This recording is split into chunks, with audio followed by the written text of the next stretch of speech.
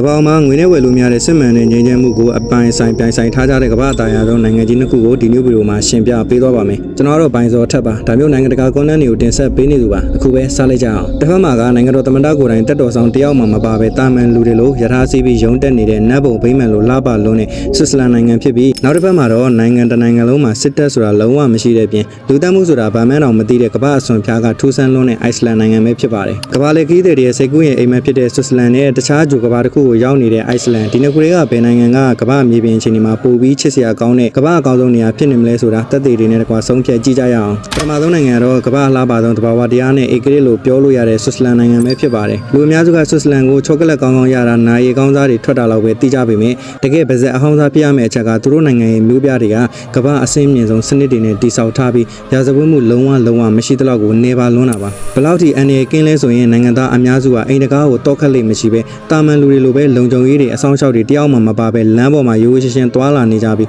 အများဆုံးရထားတွေကိုအေးအေးဆေးဆေးစီးနေကြတာပါဒါတွေမဲလားဆိုတော့မဟုတ်သေးပါဘူးဆွစ်ဇာလန်ရဲ့ကမ္ဘာအခိုင်အမာဆုံးဖြစ်ပြီးကမ္ဘာပေါ်ကတထေးကြီးတွေရဲ့လှုပ်ဝက်ပိုင်ဆိုင်မှုတွေကိုထိမ့်သိမ်းပေးထားတဲ့ဆွစ်ဇာလန်ဘန်တွေဟာလည်းဒီကမ္ဘာမြေပေါ်မှာကမ္ဘာအဆင့်ရှိတဲ့လုံခြုံမှုအပြည့်နဲ့ရပ်တည်နေတာပါကမ္ဘာဝတရားနဲ့ဗန်စနစ်တွေကိုဆွစ်ဇာလန်ကထိန်းချုပ်ထားတဲ့ဆိုရင်လူသားတွေအတွက်မီးတောင်တွေရေခဲမြစ်တွေညာဘက်ဆိုကောင်းကင်တစ်ခုလုံးအစိမ်းရောင်တောက်နေတဲ့အလင်းတန်းကြီးတွေလွှမ်းမိုးထားတဲ့ကျွန်းနိုင်ငံကြီးကရောဘလောက်တောင်အံ့ဩဖို့ကောင်းနေမလဲဆိုတာဒုတိယနိုင်ငံကိုဆက်ကြည့်လိုက်ကြရအောင်ဒါနဲ့စကားမဆက် TikTok နဲ့ Facebook မှာကိုပိုင်ဆော့ထက်လုပ်နေတဲ့နိုင်ငံတကာကွန်တန့်အမျိုးအစားနဲ့ငွေရှာခြင်းနဲ့ဆိုရင်တင်နန်းကောင်းတစ်ခုရှိပါတယ်ဒီအကောင့်မှာတွားရောက်စုံစမ်းနိုင်ပါတယ်ပြန်စားလိုက်ကြရအောင်ဒုတိယမြောက်ရှင်ပြမယ့်နိုင်ငံကကမ္ဘာအဆန်များဆုံးတဘာဝအလှတရားတွေစုဝေးရာအိုက်စလန်နိုင်ငံပဲဖြစ်ပါတယ်ဒီနိုင်ငံမှာတော့တူးချင်းတွေရှင်သန်မှုအတာမန်လူတွေရဲ့စိတ်ကူးထဲမှာတော့လုံးဝမတွေ့ရတဲ့အထိအေးချမ်းပြီးကမ္ဘာပေါ်မှာချင်းလုံးဝမရှိတဲ့တခုတည်းသောနိုင်ငံလည်းဖြစ်ပါတယ်သူတို့နိုင်ငံမှာစစ်တပ်ဆိုတာလုံးဝမရှိလို့တာမန်ရဲဝင်နှန်းနေဆိုရင်လည်းတနက်လုံးဝကင်ဆောင်ခြင်းမရှိပဲလမ်းတွေပေါ်မှာကလေးတွေနဲ့အတူစော်ကစားပြီးအေးချမ်းစွာကင်းလဲနေကြတာပါကမ္ဘာအလားပါဆုံးအော်ရိုရာလို့ခေါ်တဲ့မြောက်ဝေရိုးစုံအလင်းတန်းကြီးတွေကလည်းညဘက်ဆိုရင်ကောင်းကင်တစ်ခုလုံးကမ္ဘာအဆင့်ဘီတုကပညာရှင်တယောက်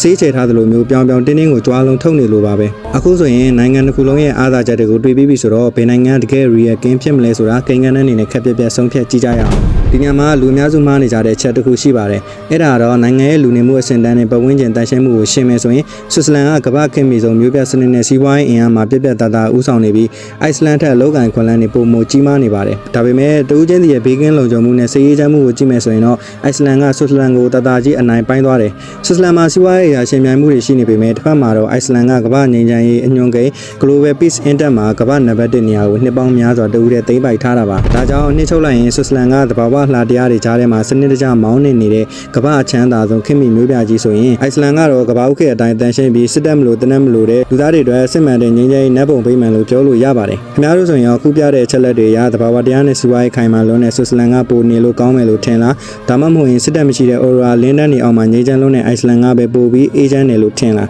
ကွန်မန့်မှာတခုပြောပေးသွားနိုင်ပါတယ်ဆုံးထိကြည့်ရှုပေးတဲ့အတွက် thank you ပါ